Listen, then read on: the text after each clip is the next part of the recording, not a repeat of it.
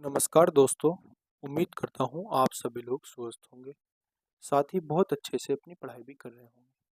स्वागत है आप सभी का द मैथ्स 247 में। आज की क्लास में हम प्रैक्टिस सेट नंबर 8 करने जा रहे हैं।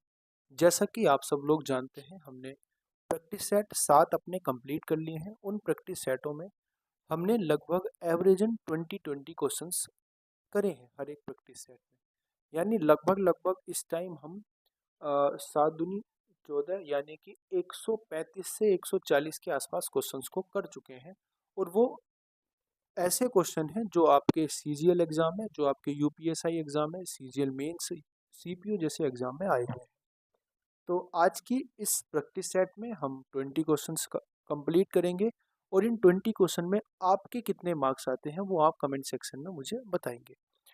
तो वीडियो की शुरुआत करने से पहले मैं एक बात आपको बता देना चाहता हूँ। आप लोग कमेंट सेक्शन में कमेंट करके नहीं बताते कि आपके कितने मार्क्स आए, तो उसके दो कारण हो सकते हैं। या तो एक कारण ये हो सकता है कि आप लोग वीडियो को कंप्लीट नहीं देखते होंगे। दूसरा कारण ये हो सकता है कि आप लोग प्रैक्टिस सेट करने के बाद अपने नंबर कितने भी आते हो तो आप कमेंट सेक्शन में नहीं लिखते।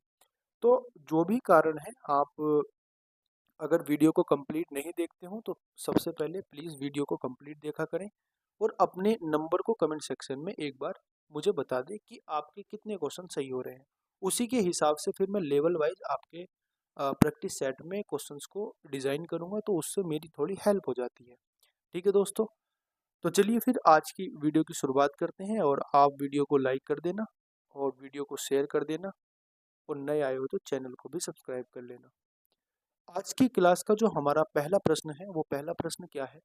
मैं हिंदी और इंग्लिश दोनों में क्वेश्चंस लेके आया हूँ, जिससे आपको कोई समस्या ना हो, आप हिंदी और इंग्लिश दोनों में क्वेश्चंस को अटेम्प्ट कर सकते हैं। ठीक है दोस्तों, बात इतनी समझ में आ गई आपको। तो प्रश्न की बात करते हैं। हमारे आज का जो प्रश्न है, पहला प्रश्न, वो क्या है उस पर हम बात करते हैं। प्रश्न है, राजू यातायात तथा भोजन पर क्रम से अपनी आय का 10% और 20% खर्च करता है। शेष आय का 30% कपड़ों पे खर्च करता है। अपनी शेष आय को वह बचा लेता है। यदि उसकी बचत 26,460 हो तो भोजन तथा कपड़े पर कितने पैसे खर्च होंगे, ये बतानी है हमें बात। आप मुझे बताओ, अगर मैं मान लेता हूँ कि राजू के पास 100 रुपए हैं। इन 100 रुपए में से उसने 10 रुपए तो खर्च कर दिए भैया, किस पे, ट्रांसपोर्टेशन पे। और बाकी के 20 रुपए उसने खर्च कर दिए इसमें से फूड पे। बाकी जो पैसे बचे वो कितने बचे, वो बचे 70 रुपए। अब इस 70 का 30% अगर मैं बताऊं आपको, 30% कितना होता है, 21 होता है। यानी 21% जो वैल्यू है वो किस पे खर्च कर दी, वो खर्च कर दी इसने कपड़ों पे यानी कि क्लोथिंग पे। बचा जो हमारा 49% है, वो 49 इसने बचा लिया। राजू ने 49% अपनी आय का बचा लिया। और जो 49% है दोस्तों, वही हमारे पास क्या है, 49 वही हमारे पास 26,460 रुपए है। तो हमें निकालना क्या है, भोजन और कपड़ों पे खर्च। भोजन पे कितने खर्च हुए, 20%, और कपड़े पे कितने खर्च हुए, 21%। यानी हमें कितना निकालना है दोस्तों, हमें निकालना है उसका 41%। तो मैं कह दूं 41% की जो वैल्यू आ जाएगी दोस्तों, वो कितनी आ जाएगी, वो आ जाएगी 26,460/49 मल्टीप्लाई 41। जब इसको मैं 7 से काटूंगा तो 7 7 49 होते हैं। ये कितनी बार जाएगा, 7 या 21 हो जाएंगे। और ये हो जाएगा 7 7 49, 7 8 56। ठीक है, फिर अगर मैं इसको 7 से डिवाइड करता हूँ तो ये कितना आएगा, ये आएगा 7 पंजे 35 और 7 8 चौक 28। ठीक है, अब इसकी मल्टीप्लाई आप 54 की मल्टीप्लाई यानी कि 540 की मल्टीप्लाई जब 41 से करेंगे तो जो आंसर निकल के आएगा, वो आंसर निकल के आएगा कितना, वो आंसर निकल के आएगा दोस्तों, देखो आप या तो इसकी मल्टीप्लाई कर लो या यूनिट डिजिट लगा दो, डिजिटल सम लगा दो। डिजिटल सम यहाँ 9 आ जाएगा और 9 की मल्टीप्लाई जिससे भी हम करेंगे तो वो उसका डिजिटल सम 9 ही बना देता है। तो देखो इसका डिजिटल सम 9 है, इसका डिजिटल सम 9 नहीं है। इसका डिजिटल सम कितना है, 9 है। 2 और 2 4 और 1 5 और 4 9, इसका डिजिटल सम 9 है, तो यही हमारा आंसर हो जाएगा। बात आ गई समझ में। 4 4 8 और 2 10 और 3 13, ये नहीं है। 8 4 8 और 2 10 और 18, 8 और 2 10, 10 और 8 18, ये 9 हो सकता है, इसका आंसर हो सकता है। लेकिन आप जब मल्टीप्लाई करने जाओगे तो आप जब मल्टीप्लाई करोगे तो जिसका आंसर निकल के आएगा, वो आंसर निकल के आएगा यही हमारे पास। और दूसरी बात ये भी है, ये आंसर इसलिए भी नहीं हो सकता क्योंकि जब हम मल्टीप्लाई करेंगे 4 की 1 से तो यूनिट पे जो वैल्यू आएगी वो 4 आएगी। यूनिट पे 4 आएगी तो इसका यूनिट डिजिट 8 है, तो ये आंसर नहीं हो सकता। बात समझ में आ गई इतनी की नहीं आ गई? अगले प्रश्न की हम बात करते हैं। अगला प्रश्न क्या है हमारे पास? अगला प्रश्न है हमारे पास, देखो, 50 दर्जन केले का मूल्य 2400 रुपये है और प्रति केले की परिवहन लागत 0.25 है। एक जोड़ी केले, यानी कि एक जोड़ी का मतलब हो गया 2 केले, 2 केलों का विक्रय मूल्य जो है वो 10 रुपये है, तो लाभ प्रतिशत बताना कितना होगा? आप मुझे बताओ कि अगर 50 दर्जन केले होंगे तो एक दर्जन में 12 केले होते हैं, तो 50 दर्जन में कितने केले होंगे? 12 पंजे 60, यानी कि 600 केले होंगे। अब 600 केले के जो क्रय मूल्य है, यानी कि कितने रुपए में खरीद के लाया ये 600 केले? ये खरीद के लाया 2400 में। तो यानी मैं अगर एक केले का मूल्य निकालने जाऊं तो कितना आएगा? 4 रुपए आएगा। और इस केले पर, प्रति केले पर परिवहन जो चार्ज लगा वो कितना लगा? 0.25 लगा। यानी मैं कह सकता हूँ जो केले हमें पड़ा है वो कितने का पड़ा है? 4.25 का पड़ा है। एक बनाना की जो वैल्यू है, एक बनाने का जो क्रय मूल्य है वो कितना है? 4.25। अब ये केले उसने कितने के हिसाब से बेचे? केले 10 रुपए के हिसाब से, यानी कि एक केला 5 रुपए का बेच दिया होगा। अब 4.25 रुपए की वैल्यू 5 रुपए में बेच रही है, तो लाभ कितना हुआ होगा? 0.75 का लाभ हुआ होगा। किस पे हुआ होगा दोस्तों? ये हुआ होगा हमारा इस पे, पॉइंट है ना, और मल्टीप्लाई 100। हम पॉइंट से पॉइंट हटा देंगे, हम कह सकते हैं इसको 25 से काट देंगे, 25 से 75। इसको 25 से अगर मैं काटने जाऊं तो 25 ही कम 25 कितना बचेगा? बोलो कितना बचेगा? ये हो जाएगा दोस्तों 17, और ये हो जाएगा 17, यानी कि 25 सत्ते 175। बात आ गई समझ में? तो 300 बटे कितना आ जाएगा? 300 बटे 17 आ जाएगा। 17 ही कम 17 है, बचेगा कितना दोस्तों? यहाँ 13 बचेगा, यानी ये हो जाएगा हमारे पास 130। तो 17 सत्ते 119 आएगा, यानी कि 17 दशमलव कुछ आंसर आएगा, तो 17.6 हमारा आंसर हो जाएगा। अगले प्रश्न की मैं बात करता हूँ। अगला प्रश्न क्या है? अगला प्रश्न है, एक बेईमान व्यापारी क्रय मूल्य पर 12.5% की हानि पर माल बेचता है, लेकिन 26 ग्राम के स्थान पर 28 ग्राम वजन तोलता है, तो उसका लाभ प्रतिशत बताना।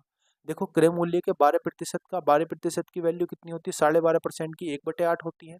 यानी ये कह सकता है कि 8 रुपए की वैल्यू 7 रुपए में बेच रहा है।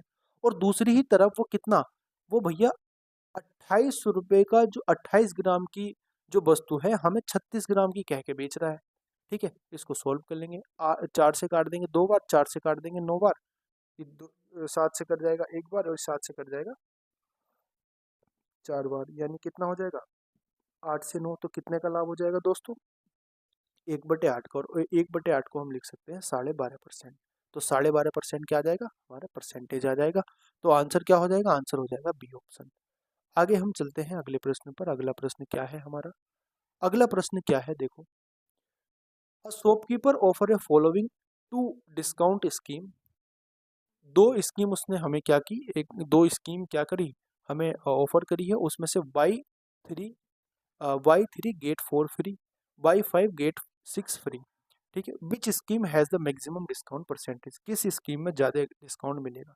देखो, जब इस तरीके के क्वेश्चन आते हैं ना कि Y3 गेट 4, आप मुझे बताओ, अगर अगर हम 3 वस्तु खरीद रहे हैं और हमें 4 वस्तु फ्री मिल रही है, तो जो दुकानदार के जो पैसे खर्च हुएंगे वो तो 7 वस्तु के हुए होंगे।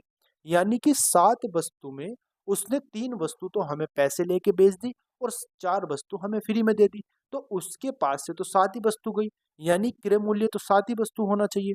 तो इस तरीके के प्रश्न को कैसे करते हैं, जितने फ्री में देते हैं उसको ऊपर लिख देते हैं, यानी जो फ्री में मिलता है वो तो प्रॉफिट होता है। और कितने के हिसाब से? 7 वस्तु के हिसाब से। ठीक है, तो 4/7 हो जाएगा। अब 4/7 को अगर, चलो 4/7 हो गया। अब दूसरी बात आओ। दूसरी बात क्या है? दूसरा ऑप्शन क्या है हमारा? 6/5 हो जाएगा। ये 6 बटे कितना हो जाएगा? 11 हो जाएगा। अब इसमें मुझे बताओ बड़ा कौन सा है?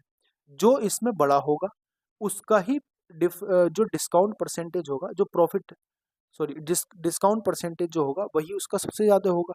आप मुझे बताओ इसमें बड़ी वैल्यू कौन सी है? देखो, आप बड़ी वैल्यू निकालने की क्या करते हैं? Cross multiply. ये हो जाएगा 44, ये हो जाएगा 7 छंग 42, तो 44 वाला बड़ा होगा 42 से, तो यानी कि ये वाली संख्या बड़ी होगी। तो कहने का मतलब क्या है? 4 वस्तु 7 पे 4 फ्री दे रहा है, तो यानी कि ये वाला डिस्काउंट हमें ज़्यादा मिल जाएगा। तो आंसर क्या हो जाएगा? आंसर हो जाएगा ए ऑप्शन। इतनी बात समझ में आ गई? कुछ नहीं करना था इसमें, हमें क्या करना था कि बस हमें निकालना था कि कितनी वस्तु फ्री मिल रही है और कितनी वस्तु के क्रय मूल्य पर मिल रही है। तो 7 वस्तु के क्रय मूल्य पर 4 मिल रही है फ्री, तो ये हो जाएगा हमारा कुछ परसेंट। और दूसरी वस्तु क्या है? दूसरी वस्तु 6 फ्री मिल रही है 11 पे, तो ये कुछ हो जाएगा। इनमें से बड़ा कौन सा है? बड़ा है ये, यानी कि डिस्काउंट सबसे ज़्यादा ये देगा, तो यही हमारा उत्तर हो जाएगा। बात आगे समझ में? अगर हमसे ये पूछता कि क्रय मूल्य किसका अधिक होगा, हमसे अगर ये पूछता क्रय मूल्य किसका अधिक होगा, तो जिसका डिस्काउंट कम होगा उसका क्रय मूल्य अधिक होगा, यानी कि क्रय मूल्य इसका अधिक हो जाएगा। आगे बात समझ में? अगले प्रश्न की मैं बात करता हूँ। प्रश्न नंबर हमारा 5 है। क्वेश्चन नंबर कितना है? क्वेश्चन नंबर हमारा 5 है। इस पे हम बात करते हैं। A man invest a total sum of 10,000 in a company. A part of a sum was invested 10% simple interest per annum and the remaining part at 15% per annum if the total interest occurred to him in 2 year equal to the 2400। मतलब कि दोनों case में उसने 2400 रुपये interest लिया। The some invested at 15%, हमें बताना है कि 15% पे कितनी वैल्यू खर्च की, उसकी बात करनी है। देखो, दो तरीके से हम इसको कर सकते हैं। पहले हम बेसिक से जाएंगे। बेसिक क्या होता है हमारा इसका? देखो, जैसे हमें पता है कि 10,000 रुपये की हमारे पास अमाउंट है, उस 10,000 रुपये की अमाउंट को एक तो उसने 10% पे बेचा और एक बेचा होगा 15% पे। ठीक है, मैं कह देता हूँ कि अब 15% वाला पूछ रहा है, तो मैं कह देता हूँ कि 15% पे उसने एक्स अमाउंट बेची होगी। अब एक्स अमाउंट 15% पे बेची होगी दोस्तों, तो 15 ये हो जाएगी हमारी क्या? ये प्रिंसिपल अमाउंट हो जाएगी। यानी कि एक्स रुपए उसने 15% पे बेचे। कितने साल की बात चल रही है यहाँ पे? कितने साल की बात चल रही है? निवेश राशि एक हिस्से का इतना शेष, 2 वर्ष की बात चल रही है, 2 साल की बात चली है, तो 15 दूनी कितना हो जाएगा? 30% हो जाएगा।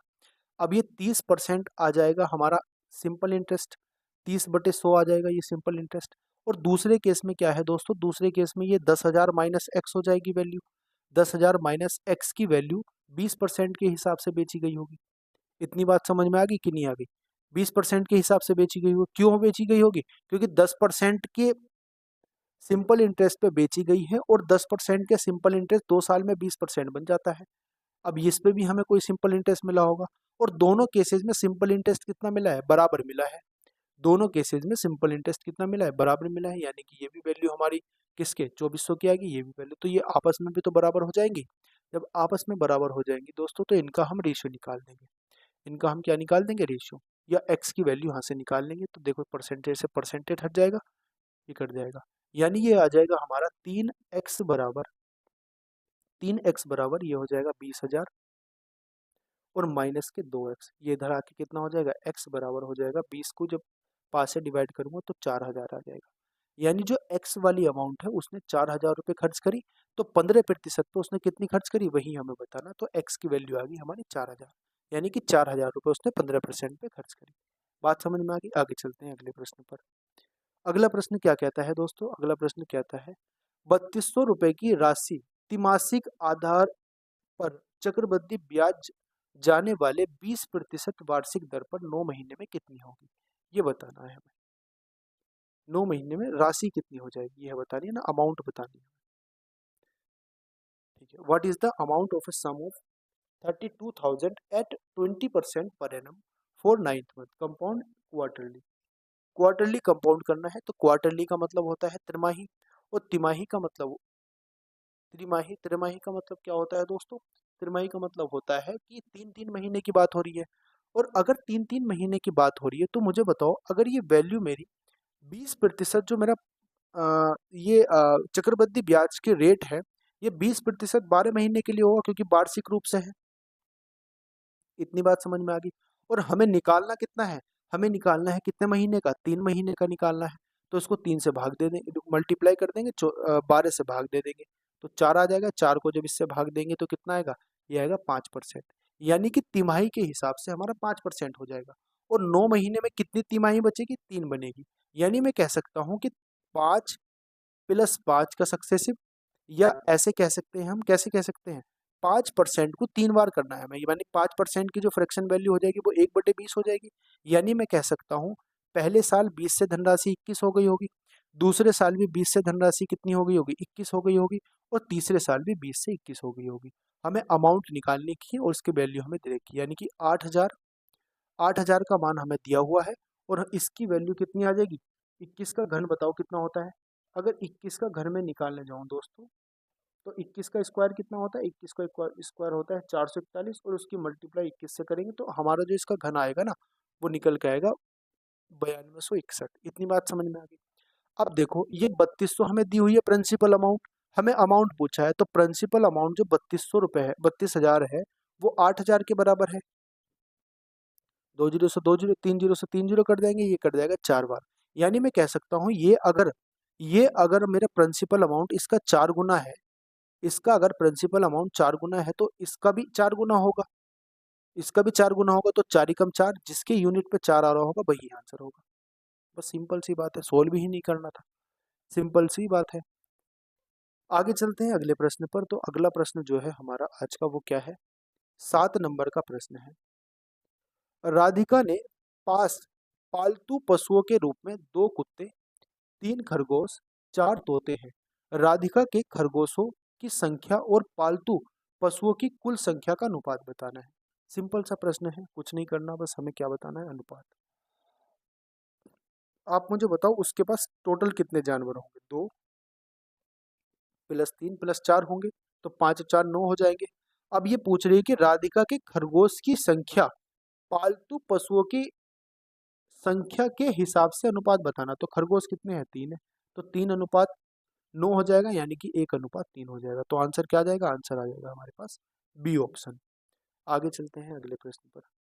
अगला प्रश्न क्या कहता है, अगला प्रश्न कहता है दोस्तों 14:30 समानुपात 7:x, what is the value of x। Simple सा क्वेश्चन है, 14/30 हो जाएगा, बराबर हो जाएगा 7/x, 7 दूनी 14, 2 से कट जाएगा 15 बार, तो x की वैल्यू कितनी आ जाएगी, x की वैल्यू आ जाएगी 15। तो आंसर क्या हो जाएगा, आंसर हो जाएगा ए ऑप्शन। आगे चलते हैं अगले प्रश्न पर। नेक्स्ट जो क्वेश्चन है हमारा वो क्या है, Meenu is 38 year old, her daughter is 8 year old, in how many years will Renu will double her son. यानी ये कहना चाहती है कि मीनू की जो एज है वो कितनी है, वो है 38 साल इस टाइम पे, और जो उसकी पुत्री की एज है वो है 8 साल। अब कितने वर्ष के बाद रेनू अपनी पुत्री के 2 गुना हो जाएगी, ये बताना, 2 गुना हो जाएगी। तो आप या तो इसको रेशियो से कर दो या आप हिट एंड ट्रायल लगा दो। देखो हिट एंड ट्रायल अगर मैं लगाता हूँ तो ये कितना हो जाएगा, ये हो जाएगा दोस्तों कितना, 22 और 8 कितना हो जाएगा, 30 हो जाएगा, ठीक है। और 22 और 38 कितना हो जाएगा, 22 और 38 हो जाएगा 60। तो मुझे बताओ ये 2 गुना होगी कि नहीं होगी इसके, यानी मैं कह सकता हूँ कि 22 साल के बाद ये 2 गुना हो जाएगी, ठीक है। सिंपल सा क्वेश्चन था। अगले क्वेश्चन की बात करते हैं। अगला क्वेश्चन क्या है, क्वेश्चन है 20 लोगों की एक टीम का औसत जो है 59.8 kg है, परिकल्पित किया गया और बाद में पता चला कि एक भार को गलती से 77 किलोग्राम की बजाय 68 किलोग्राम लिख दिया गया है, तो औसत भार में अंतर बताना कितना आएगा। मुझे बताओ लिखा क्या गया है गलती से, लिखा क्या गया है गलती से 77 की बजाय क्या लिखा गया है, 68 लिखा गया है दोस्तों। बात इतनी समझ में आ रही कि नहीं आ रही, कितना लिखा गया है, 68 लिखा गया है। मुझे बताओ अंतर कितना आ जाएगा, अगर 68 लिखा गया है और लिखा कितना जाना था 77, तो अंतर कितना आ जाएगा, अंतर आ जाएगा 9 अंकों का, यानी कि 9 संख्या का अंतर आ जाएगा। अब आप मुझे एक बात बताओ, अगर इन 9 संख्याओं का अंतर आ रहा है तो यानी कि 9 की 9 संख्या इन 20 में बढ़ जाएगी, है ना, ये 20 में ही तो बढ़ जाएगी, तभी तो टोटल औसत पे प्रभाव पड़ेगा। तो अगर इनमें 20 में मैं बांट देता हूँ तो यानी मैं कह सकता हूँ कि 9/20 हो जाएगा, और 9/20 को ऐड कर दो आप किससे, आप इसको ऐड कर दो 59.8 में ऐड कर दो, तो ये कितना आ जाएगा, देखो पॉइंट लगाएंगे 0 बढ़ जाएगा, 90 हो जाएगा, और ये 2 जीरो से 2 जीरो कट जाएंगे, ये होगा 4.5, यानी 0.45 आ जाएगा। अब इस 0.45 को इसमें ऐड कर दो, जब इसमें ऐड करेंगे 5 और ये हो जाएगा 2, ये हो जाएगा 6 सॉरी, यानी कि 60.25 हमारा इसका आंसर आ जाएगा। आ रही बात समझ में कि नहीं आ रही। औसत कितना था, 20 टीम का, 20 लोगों की टीम का औसत था इतना हमारा, और 77 की बजाय 67 लिख दिया गया, 67 लिख दिया, 68 लिख दिया गया और 77 लिखा जाना था। तो जो अंतर आ रहा है वो कितने अंकों का आ रहा है? पॉजिटिव 9 अंकों का आ रहा है। अब ये 9 अंक जो है ये 20 के 20 में ही तो बटेंगे, तभी तो हमारा औसत निकल के आएगा। 20 के 20 में कितने बढ़ जाएंगे? 0.45 के हिसाब से बढ़ जाएंगे, तो औसत में भी इतना ही हमारा वृद्धि हो जाएगी। बात कितनी समझ में आ गई? अगले प्रश्न की हम बात करते हैं। अगला प्रश्न हमारा क्या है? If the third proportional of 3x² and 4x is 48, then find the positive value of y। आप इसको बताओ। इतना मैं थोड़ा सा पानी पी लेता हूँ।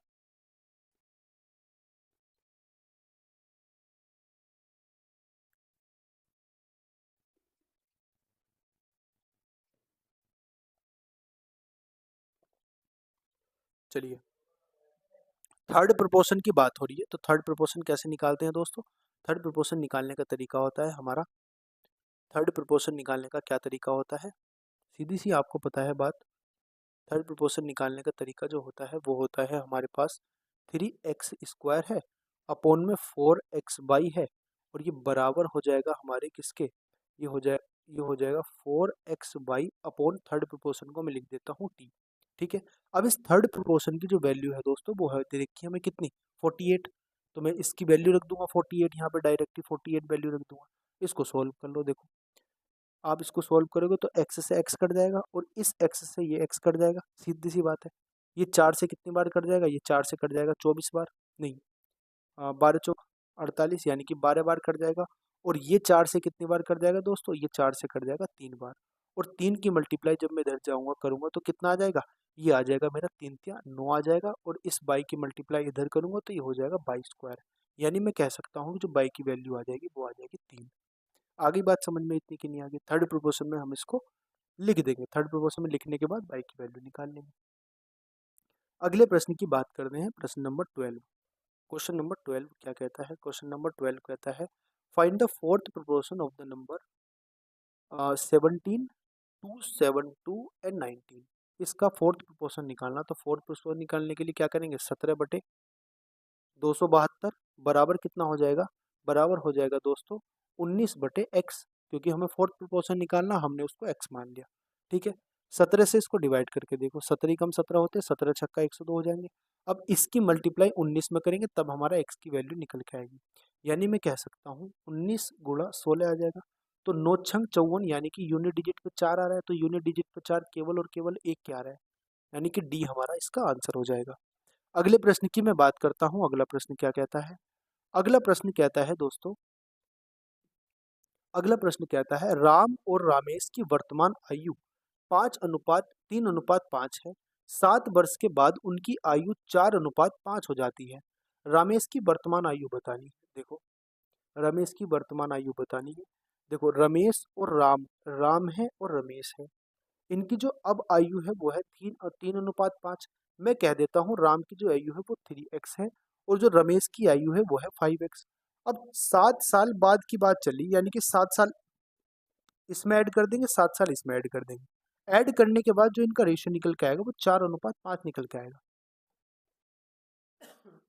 सॉरी, मल्टीप्लाई कर दो इसकी, क्रॉस मल्टीप्लाई, तो 3×5 = 15x हो जाएगा। ये हो जाएगा 15x प्लस के 35 हो जाएगा, बराबर आ जाएगा 4×5 = 20। ये हो जाएगा 20x प्लस के 28। ठीक है दोस्तों, बात आ गई समझ में? इस 15 को इधर ले आओ, इस 28 को इधर ले जाओ, तो 28 को इधर लेके जाएंगे तो बचेगा कितना? 7। कितना बचेगा? 7 बचेगा, है ना? ये 7 ही तो बचेगा हमारे पास। 7 बचेगा, और बराबर कितना हो जाएगा? बराबर हो जाएगा 5x, यानी x की जो वैल्यू निकल के आ जाएगी वो आ जाएगी 7/5। x की 7/5 वैल्यू निकल के आ जाएगी। रमेश की वर्तमान आयु बतानी, रमेश की वर्तमान आयु कितनी है? 5x है, तो 5 गुणा 7/5, तो 5 से 5 कट जाएगा, कितना आंसर आ जाएगा? आंसर आ जाएगा 7 वर्ष। ठीक है दोस्तों, बात आ गई समझ में? क्योंकि x की वैल्यू 7/5 थी और रमेश की वर्तमान आयु 5x थी, तो 5x में x की वैल्यू रख दी 7/5, तो इस 5 से 5 कट जाएगा, आंसर कितना आ जाएगा? आंसर आ जाएगा 7 साल। इतनी बात समझ में आ रही कि नहीं आ रही? अगले प्रश्न की हम बात करते हैं। अगला प्रश्न क्या है? 25 रुपए प्रति किलोग्राम की मूल्य वाली चाय की किस्म के साथ एक निश्चित मूल्य वाली चावल की एक दूसरी किस्म 3:2 के अनुपात में मिलाई जाती है। यदि इस प्रकार के बने मिश्रण को 50 रुपये प्रति किलोग्राम के हिसाब से बेचा जाता है तो दूसरे किस्म के जो चावल है उनका मूल्य कितना होगा। देखो एलिगेशन का क्वेश्चन है, दो वैल्यू से एक वैल्यू बन रही है, एलिगेशन का है ना, एलिगेशन का क्वेश्चन है। दो चावलों के मूल्य से देखो, एक 45 किलो वाली है और एक निश्चित किलोग्राम वाली, निश्चित मूल्य वाली है, लेकिन उसका मूल्य हमें पता नहीं, हमें वो बताना है। और टोटल एक मिश्रण बन रहा है जो 50 किलोग्राम प्रति के हिसाब से बिक रहा है। तो मैं मान लेता हूँ भैया ये 45 किलोग्राम 45 रुपये पर केजी के हिसाब से बिक रहा है, ये x केजी पर के हिसाब से बिक रहा है। और जो ओवरऑल मिश्रण है मेरा वो कितने के हिसाब से, 50 रुपये पर किलोग्राम के हिसाब से। और इनका जो रेशियो निकल के आ रहा है वो 45 वाले को 3 यूनिट लेंगे और जो x वाला है उसको 2 यूनिट, 3:2, इस तरीके से हो जाएगा। अब जब इस तरीके से हम x की वैल्यू निकालते हैं तो वो कैसे निकालते हैं, देखो इस 45 की मल्टीप्लाई करेंगे 3 में तो 45 से 135 हो जाएंगे, ठीक है, प्लस इस 2 की मल्टीप्लाई करेंगे x में, ये कितना हो जाएगा, ये हो जाएगा दोस्तों हमारा 2x। और जो डिवाइड कर देंगे इनका ऐड से, मतलब इनको ऐड करके, तो 5 हो जाएगा, ये 5 आ जाएगा। और बराबर ये किसके होता है, ये बराबर हो जाए 50 के। इसकी मल्टीप्लाई इधर कर दो, 5 पंजे 25 हो जाएगा, यानी 250 बराबर कितना आ जाएगा, ये 2x बराबर 250 माइनस के कितना 135, 250 माइनस के 135, तो आंसर कितना बचेगा, मतलब वैल्यू कितनी बचेगी, वैल्यू बचेगी भैया हमारे पास कितनी, ये बचेगा 5, ये बचेगा 1, ये बचेगा 1, 115 आ जाएगी। 2x की वैल्यू 115 आ जाएगी, तो x की जो वैल्यू निकल के आएगी वो कितनी आएगी, 115/2, यानी अगर ये 114 होता तो 57 होता, और 57.5 होगा। तो सिंपल सा आंसर आ जाएगा बी ऑप्शन।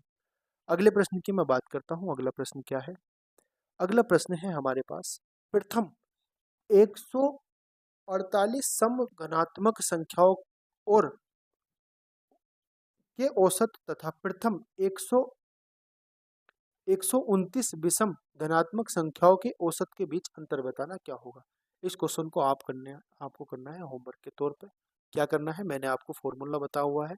अब जब हम घन का निकालेंगे, क्योंकि हमें तो सम की वैल्यू निकालनी, तो सम का फॉर्मूला लगाएंगे, और जब विषम वाली वैल्यू लगानी तो विषम वाला फॉर्मूला लगाएंगे। जब मैंने आपको नंबर सिस्टम पढ़ाया था, इन दोनों के फॉर्मूले के बारे में मैंने आपको बताया था, और इनका आपको मैंने तरीका भी बताया था किस तरीके से सॉल्व करते हैं। चलिए अगले प्रश्न पे चलते हैं। एक आध क्वेश्चन आपको भी करना चाहिए। देखो सारे क्वेश्चन अगर मैं करता रहूंगा तो मैं तो कर दूंगा सारे क्वेश्चन, फिर आपका क्या वो लगेगा उसमें, तो आपको भी क्वेश्चंस को करना चाहिए। देखो प्रश्न क्या है, PQRS can finish the work in 5 days, 10 days and 15 days respectively. Working alone, P and Q work on first day, P and R work on second day, P and Q work on third day, and अच्छा इस तरीके से चला, P and Q work first day and P and Q work third day, और PR second day काम करते हैं। On till the work complete, in how many days the work will be complete. Tyre 2 का question है mains का। देखो हमें बताया हुआ है कि P है एक Q है और एक R है। ये अपने कार्यों को 5 दिन में कर देता है, ये अपने कार्यों को 10 दिन में, और ये अपने कार्यों को 15 दिन के हिसाब से कर देता है। इनका अगर मैं एलसीएम लेने जाऊंगा तो भैया कितना एलसीएम आएगा, इनका एलसीएम आएगा भैया कितना, 30 एलसीएम आएगा, ठीक है। इसकी क्षमता आ जाएगी 6, इसकी क्षमता 3, इसकी क्षमता 2 आ जाएगी। बात इतनी समझ में आ रही है। पहले दिन जो काम करता है वो P और Q काम करता है। P और Q की क्षमता कितनी है, 6 और 3 है, 6 और 3 यानी कि 9 क्षमता से काम होता है पहले दिन। दूसरे दिन जो काम होता है वो P और R यानी कि 6 2 8 के हिसाब से काम होता है, ठीक है। यानी 2 दिन में जो काम होता है, 2 दिन में 17 काम हो जाता है दोस्तों। 2 दिन में कितना काम हो जाता है, 2 दिन में 17 काम हो जाता है। अब आप मुझे बताओ 2 दिन में अगर 17 काम हो गया तो कहने का क्या मतलब हो गया, 17 काम इसमें से निपट गया, और काम कितना बचा, 13 काम बचा होगा, है ना। 17 काम निपट गया 2 दिन में, 13 काम बचा होगा। अभी 13 काम कौन करेगा, पी और क्यू की बारी है। अब तो पी और क्यू की बारी है, तो पी और क्यू कितना काम कर देंगे, काम कर देंगे 9। तो अब काम कितना बचेगा, अब जो काम बचेगा मेरे पास वो काम बचेगा दोस्तों 4। अब जो काम बचेगा ये काम बचेगा 4। अभी 4 कौन करेगा, ये 4 काम करेंगे 8, मतलब पी और आर काम करेंगे। 4 काम करना है, वो एक दिन के हिसाब से 8 काम करते, तो 4/8 दिन में कर देंगे, यानी कि 1/2 दिन में कर देंगे। बात इतनी समझ में आ गई कि नहीं आ गई। देखो P P और Q पहले काम करते हैं, फिर Q और R करते हैं। तो पहले दिन ये दोनों अगर काम करेंगे तो 9 यूनिट से काम करेंगे, यानी कि 9 की क्षमता से काम करेंगे। फिर अगर P और R काम करते हैं तो R 8 की क्षमता से काम करते हैं, तो 2 दिन में 17 काम हो जाता है। ये 2 दिन में हमारा 2 दिन में कितना काम हो गया? 2 दिन में 17 काम हो गया। अब 2 दिन में 17 काम हो गया तो 30 काम टोटल है। अब इस 30 काम में से जो काम बचेगा कितना बचेगा? 13 काम बचेगा। अब 13 काम में से देखो दोनों अगर लगाएं तो 17 काम करते हैं, तो एक हमारे पास अब किसकी बारी है? P और Q की बारी है। P और Q कितना काम करते हैं? 9 काम करते हैं एक दिन में। तो 9 काम ये हो जाएगा, यानी 3 दिन में टोटल कितना काम हो जाएगा? 3 दिन में टोटल काम कितना हो जाएगा? ये 3 दिन में टोटल जो काम हो जाएगा दोस्तों, वो हो जाएगा कितना हमारे पास? वो हो जाएगा 26। ठीक है, अब जो बारी है वो है P और R की। P और R 8 दिन 8 काम करते हैं एक दिन में, और 4 काम कराना, तो 4/8 यानी कि 3.5 3 दिन ये हो गए और आधा दिन ये हो जाएगा, तो 3.5 दिन में ये टोटल काम कर देंगे। 3.5 दिन को आप ऐड कर लो, देखो 3 दूनी 6 और 1 7, 60/2 इसका आंसर आ जाएगा। आगे बात समझ में। अगले प्रश्न की बात करते हैं, प्रश्न नंबर 17। विनय एवं महेश एक दूसरे से 25 किलोमीटर दूर है। वे क्रम से 36 किलोमीटर प्रति घंटा तथा 54 किलोमीटर प्रति घंटा की रफ्तार से एक दूसरे की ओर चलते हैं। मतलब इस तरीके से चलते हैं। ये विनय चल रहा है और ये कितना है? ये विनय है और ये महेश है। एक दूसरे से कितने समय बाद ये मिलेंगे? यानी कि यहाँ मिलेंगे, इनके बीच की जो दूरी है वो 250 मीटर है। ठीक है, और एक कितने के हिसाब से चल रहा है? ये 250 मीटर, सॉरी, ये चल रहा है बिने 36 के हिसाब से, और ये चल रहा है 54 के हिसाब से। 54 और 36 को जब ऐड करेंगे दोस्तों तो कितना आएगा?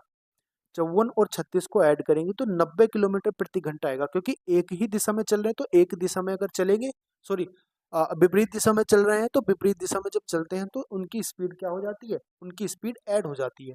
तो 90 किलोमीटर प्रति घंटा, इसको मीटर पर सेकंड में बनाओ तो 5/18 से मल्टीप्लाई कर देंगे तो कितना आ जाएगा? 5 पंजे 25, यानी कि 25 मीटर पर सेकंड के हिसाब से ये चल रहे हैं। और इनको दूरी कितनी तय करनी है? 250 मीटर। तो 250/25, तो कितना आंसर आ जाएगा? 10 सेकंड आंसर आ जाएगा। आंसर हो जाएगा ए ऑप्शन। अगले प्रश्न की बात करते हैं। अगला प्रश्न क्या है? देखो अगला प्रश्न क्या है? 18 नंबर। 18 नंबर क्वेश्चन क्या है? इफ x बराबर √64 प्लस √121 माइनस √169, इसका हमें x का स्क्वायर बताना है। x स्क्वायर का मान क्या होगा? सिंपल क्वेश्चन है। x बराबर 64 किसका स्क्वायर है? 8 का स्क्वायर है, प्लस 121 11 का स्क्वायर है, ये हो जाएगा 13 का स्क्वायर। तो कितना आ जाएगा? 6 आ जाएगा x की वैल्यू, और x स्क्वायर की वैल्यू आ जाएगी 36। आगे बात समझ में। अगले प्रश्न की हम बात करते हैं। ये सारे क्वेश्चन आए हुए हैं, मेरी तरफ से कोई क्वेश्चन नहीं है बना हुआ कि आप कहो कि भैया आपने इजी इजी क्वेश्चन रख दिए, आप कर करके निकल जा रहे हो। ऐसा नहीं है, सारे के सारे क्वेश्चन आपके देखो पेपर में आए हुए हैं। ये मेंस में आया हुआ है क्वेश्चन है। ठीक है, जो पिछला क्वेश्चन था वो किस में आया हुआ था देखो। अरे भाई कहाँ जा रहे हो? देखो ये भी मेंस का क्वेश्चन है। ये क्वेश्चन भी देखो मेंस का ही आया हुआ है।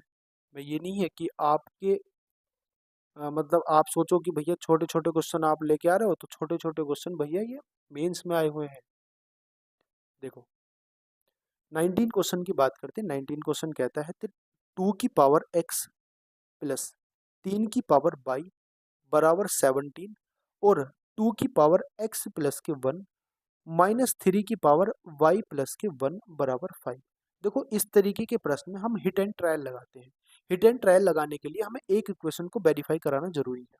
मुझे बताओ x की वैल्यू अगर मैं 1 रख देता हूँ तो x की वैल्यू 1 आ जाएगा 2, और y की वैल्यू अगर 3 रख देता हूँ तो आएगा 27। 27 और 2 कभी भी 17 नहीं हो सकता, तो ये तो आंसर नहीं हो सकता। इतनी बात समझ में आ गई।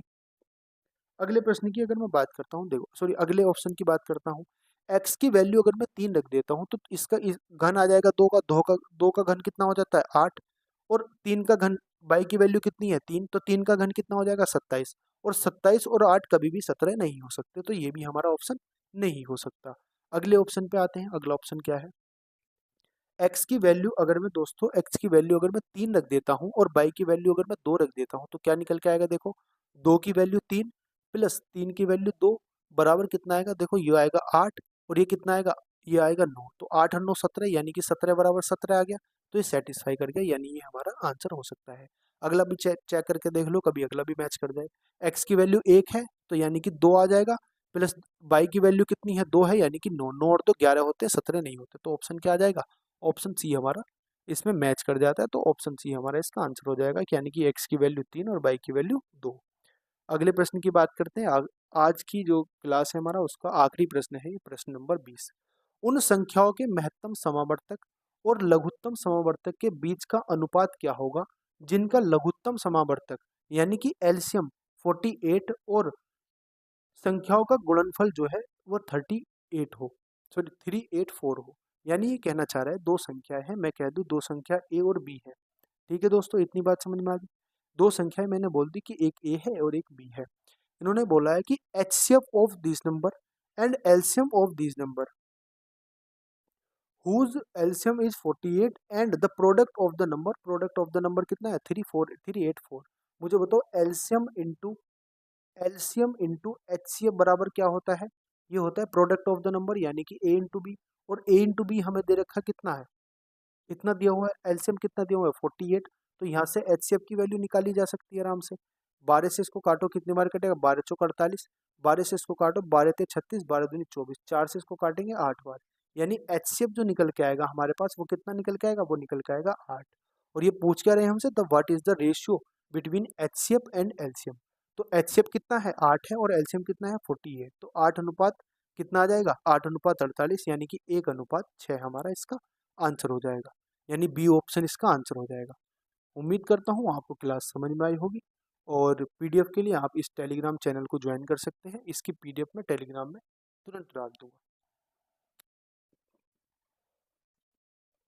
क्लास आपको समझ में आई होगी और क्लास को लाइक कर देना, कमेंट करके अपना स्कोर भी बता देना, आपका 20 में से कितना स्कोर रहा।